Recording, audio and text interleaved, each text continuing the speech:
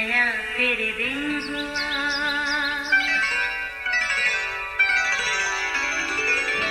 नया फिर दिन हुआ, पुरानी रात का करे सो शुक्र हम खुदा की जात का, खुदा की जात का नया फिर दिन हुआ।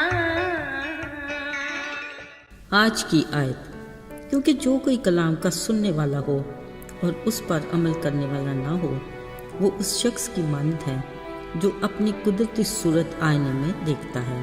याकूब पहला बाब 23वीं आयत। अजीज़ों, एक दिन हम चंद बहनें बैठी खुशगपियों में मसरूफ़ थीं। फिर हमारी गुफ्तगू का मौजू बदला। अब बातों का महवर कलाम मुकद्दस था। अचानक हम में से किसी ने पूछा, जी ज़रा बताइए किस किस ने कितनी बार बाइबल मुकद्दस को पढ़ के ख़त्म किया है। हर एक ने अपना अपना बताया। किसी ने कहा 2 बार, किसी ने 3 बार और किसी ने 4-5 बार का बताया। ये अच्छी बात है अगर हम बाइबल मुकद्दस को अपनी रोज़मर्रा ज़िंदगी के टाइम टेबल में जगह देते हैं। इसी गुफ्तगू के दौरान मुझे ख्याल आया, मैंने पूछा कोई बताए पैदाइश पहला बाब पहली आयत में क्या लिखा है। इस पर यहाँ बड़ा ही मज़े का माहौल बना। सब एक दूसरे को देखकर मुस्कुराने लगी। मतलब ये कि किसी को ये आयत याद नहीं थी। यकीनन आज जो इस प्रोग्राम में हमारे साथ शरीक हैं उन्हें ज़रूर याद होगी। हाँ, अगर नहीं तो सुन लीजिए। पैदाइश पहला बाब पहली आयत, खुदा ने इब्तिदा में ज़मीन और आसमान को पैदा किया।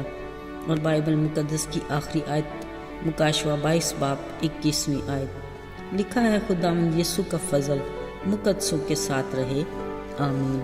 अजीज़ों, ये किस कदर मज़े की और बाबरकत बात है कि कलाम मुकद्दस बाइबल का आगाज़ भी खुदा से शुरू होता है और इख्तिताम भी खुदावंद के नाम पर ही होता है।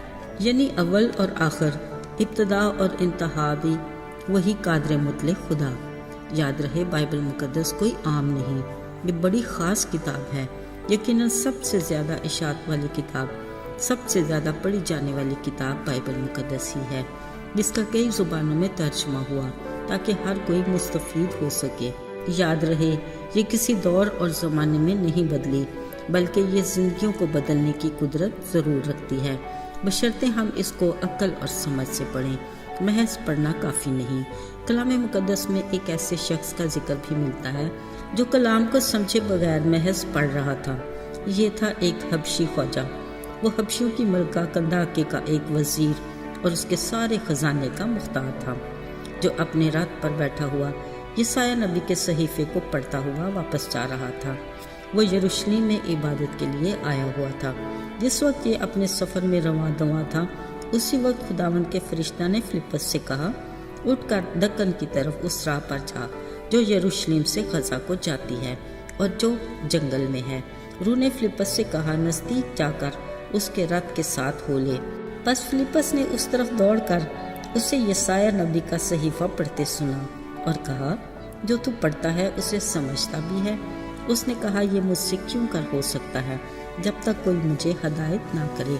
उसने फिलिप्पस से दरख्वास्त की कि मेरे पास आ बैठ। किताब मुकद्दस की जो इबारत वो पढ़ रहा था ये थी कि लोग उसे भेड़ की तरह ज़बह करने को ले गए, और जिस तरह बरा अपने बाल कुतरने वालों के सामने बेज़ुबान होता है, उसी तरह वो अपना मुंह नहीं खोलता। उसकी पस्त हाली में उसका इंसाफ न हुआ, और कौन उसकी नस्ल का हाल बयान करेगा, क्योंकि ज़मीन पर से उसकी ज़िंदगी मिटाई जाती है।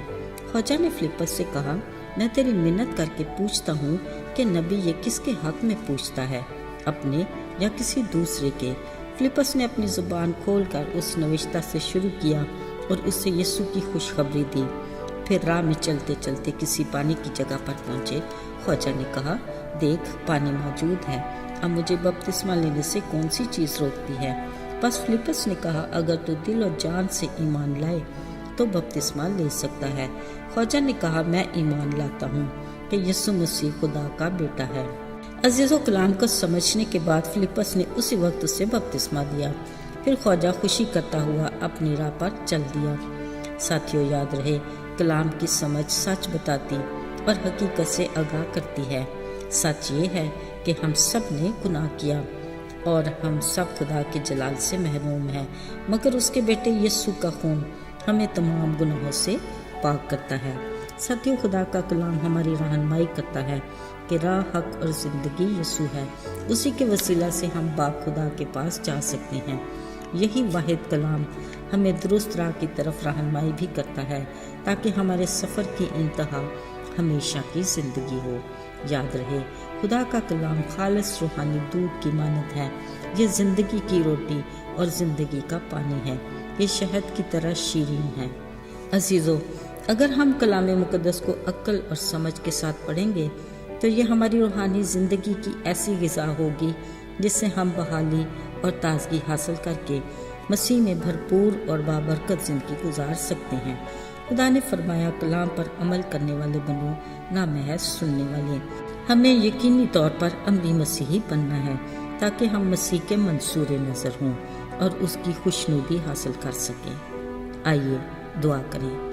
اے باپ آسمانی، ہم تیرے شکر گزار ہیں کہ تو ہمارا خیال رکھتا ہے۔ تو نے ہمیں اپنا کلام دیا جو ہماری روحانی غذا ہے، ہمارے قدموں کے لیے چراغ اور راہ کی روشنی بھی ہے، تاکہ ہم حق و سچ کی راہ پر چلتے اپنی مطلوبہ منزل یعنی ہمیشہ کی زندگی تک پہنچ سکیں۔ یسوع کے بابرکت اور مبارک نام میں مانگتے ہیں، آمین۔